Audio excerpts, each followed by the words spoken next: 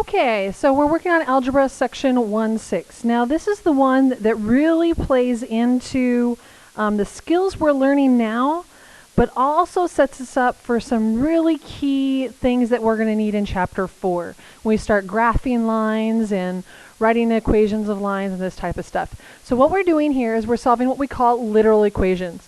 So literal equations, for our purposes, we are going to actually solve for the letter y. So literal equations are going to have multiple variables. For our purposes, mainly x and y, but sometimes if you're working with area, you might have base and height. If you're working with perimeter, you might have length and width. If you, all sorts of different geometry formulas are also considered literal equations because you can move things around to try and isolate a variable. And that's all we're doing, is we're using the skills we've learned so far to move things around and isolate a variable. And isolate means just get it all by itself. So because we're going to be solving for y, when we look at these equations, we're going to try and get this y by itself and this y by itself. So we're using the idea of moving everything away, combining like terms, and really it's kind of giving the equation a makeover. Same equation, different look. Same exact thing, just looks slightly different, new hair color, little added something on the side, you know, but it still is the exact same as the original. So when we're doing this, we're going to start off by moving the other terms away from the y. So on this side, I have a 3x plus 6y. So my y term is 6y. But I have that 3x there, so I'm going to move it to the other side. Since it's a positive 3x, here I'm going to draw my line first.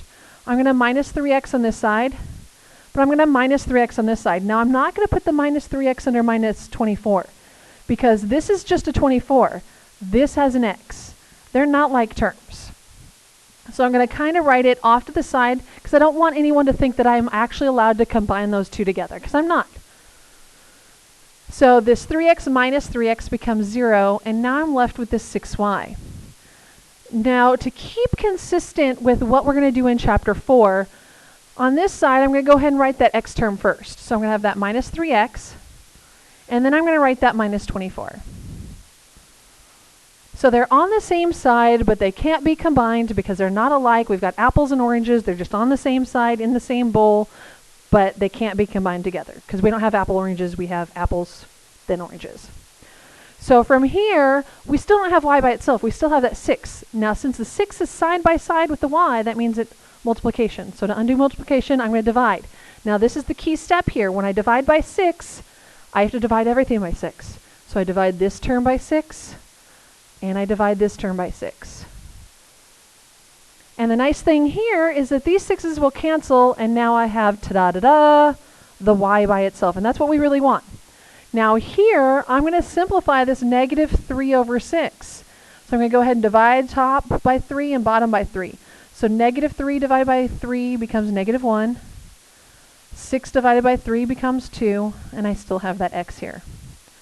Now over here, I have a negative 24 divided by 6. So when I divide that out, I'm going to get a negative 4.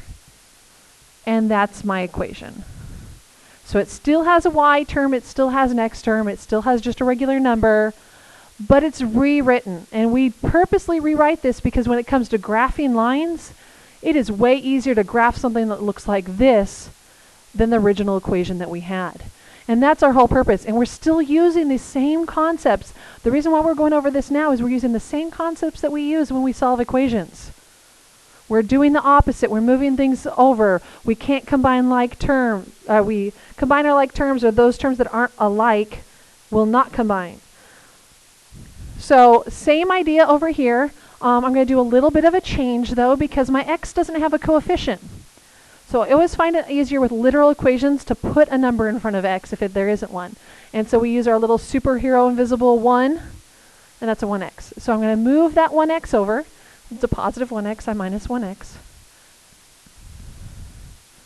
So this becomes 0. And remember, these two can't combine. They're not like terms over here.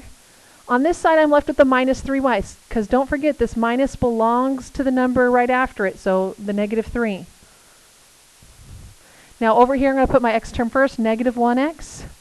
And this is a 5, a positive 5. So when I'm writing it out, it's really a plus 5, indicating the number is positive and being added to that other number, the negative 1x.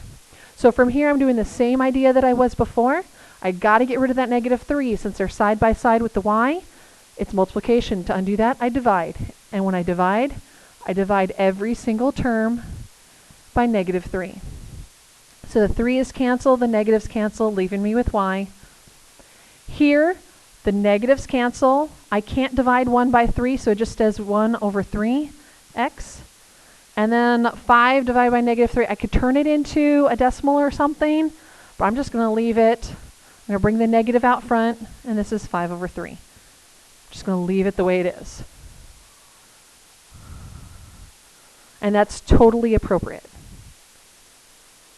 So we're going to try a couple more examples to kind of see different things that may pop up. Okay, so I'm going to draw my line. This time my y is first. So this is why I really like having highlighters. This is my y, this is what I have to leave here. This is my y, this is what I have to leave here. And then we'll move everything else away. So on that side, I have the minus 4x, so I'm going to move that by adding 4x. So that x now goes away. I now have 2y equals, I put the x term first. That's a positive 36, so I write plus 36. Now I've got to get rid of the 2. Remember, side by side means times, so to undo times, I divide. And when we're dividing this, we divide every single term by 2. So those 2's will cancel, leaving us with y. 4 divided by 2 is 2, so this is 2x. 36 divided by 2 is 18. And there's our equation.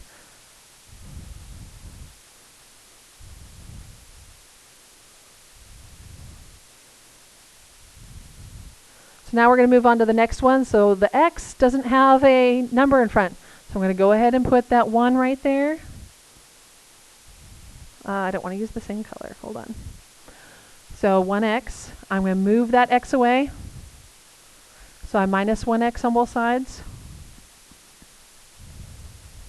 So that x is gone, but now I'm left with that minus 5y. Do not forget that minus in front of the 5. Belongs to the 5.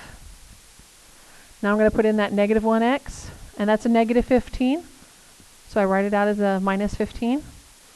Now I get rid of that negative 5. Remember, side by side means times, so to undo times, I divide. So I divide by negative 5.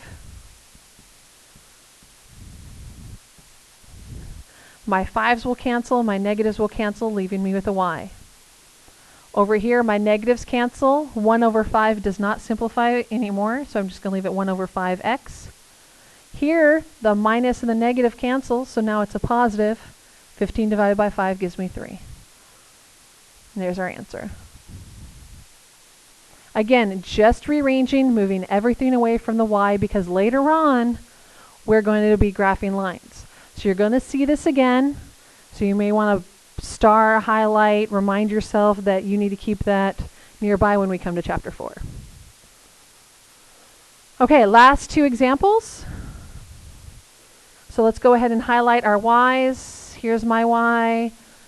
Oh, there's my y. That last one looks a little funky. Okay, so I'm going to draw my line to indicate my 2 sides. I'm going to move everything away, starting with my x. Since it's a minus 7x, I'm going to add 7x to both sides. So this becomes 0. I'm left with 3y. Equals, I write my x term first. That's a positive 21, so I write plus 21. Now I got to get rid of the 3, so I have y by itself. Since they're side by side, it's times. And to undo times, I divide. And again, when we're dividing every single term by that 3. So these 3's cancel, leaving me with y. 7 over 3, nothing I can do to reduce that, so I'm just going to leave it 7 over 3x. Plus 21 divided by 3 gives me 7. And it looks lovely. Okay, last one. So we don't have a lot of numbers there, so I'm going to go ahead and put in some numbers here. So I'm going to have that 1x minus 1y equals 8. Just keeps me from making some weird mistakes. So I'm going to move the x first. It's a positive 1x, so I'm going to minus 1x. So now I have, remember, don't forget the negative. Negative 1y equals negative 1x. That's a positive 8, so I write plus 8. X first, constant second. Now I got to get rid of that number in front of y, so I'm dividing everything by negative 1. And without those ones, I probably would have dropped a negative or had some sort of issue going, what's an x divided by a 1 or whatever. And so it just keeps me from making those mistakes. So my negatives cancel, my 1s cancel, leaving me with y. Negative cancel, 1 divided by 1 is 1. 8 divided by negative 1 is negative 8. And I purposely left this 1 here in front of the x because as we start graphing, it's important to know what number is really there. Instead of thinking that there might actually be a 0 there, it's important to know that there's really this 1 right there. So we want that there.